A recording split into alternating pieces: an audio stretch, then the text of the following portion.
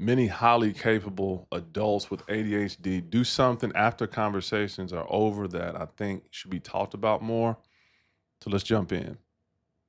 A situation's over, conversation's done, the meeting's over. And in the moment, everything seemed okay. But then it comes back up in your mind. You start thinking, because that's what the mind does, right? We think, we're thinkers. How did I sound? How did my words come off? How was my tone? Should I have said what I said at all? Should I have said it completely completely different, or even a little bit different? And the situation replays itself over and over again, not just one time. Maybe with some folks, it's once, but definitely much more than one time. Whether it's moments later, days later, months later, or months later. It's a very common signal. But the challenge here is there's many people who misunderstand these moments. And it could go back to an individual feeling that they may be insecure or have social anxiety, which maybe those things are on the table, but maybe this signal is pointing to something else entirely. So this is what I like to call the opening of the decision loop. The interaction's over, it's ended, but the brain stays in that moment because it's still open, reviewing every nuance of the situation in high level detail. The words you use, your body language, your tone. And it's a part of it is the mind looking maybe for a cleaner resolution to the moment.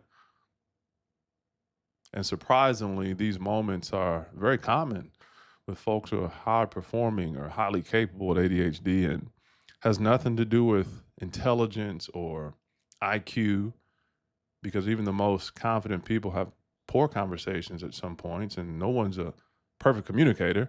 And since that loop is open, the mind keeps going to it, trying to finish something or re-engineer something that's already happened. So you can see how this can become very, very distressing and make a person very tired.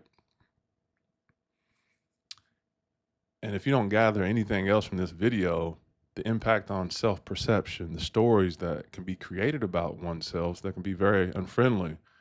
Maybe I'm not a good communicator. Maybe I do come off uncertain. Maybe I did not handle that properly. Those stories can be damaging.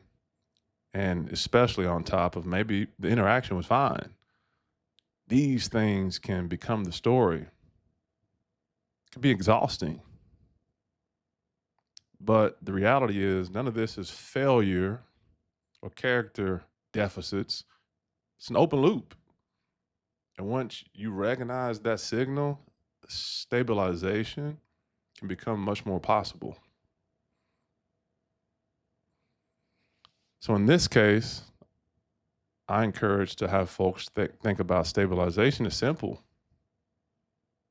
Acknowledge that the conversation is complete in your mind so that you can redirect your attention forward. It's over. It's done. And steady leaders aren't perfect in conversation. You don't have to be. But a lot of time, these individuals tend to close those loops so they can move forward. Because if it's open, it's going to always feel unfinished.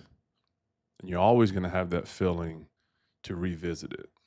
So for many people who are highly capable of ADHD, the first step to stabilization is to be able to recognize these moments, the conversation replay, the decision loops, the tightening of your body or your tone in high pressure situations. And a lot of times, just by recognizing these signals, you can save yourself from the progression to a more unstable thought process. And this is what I like to focus on, being able to recognize those signals, have situational awareness.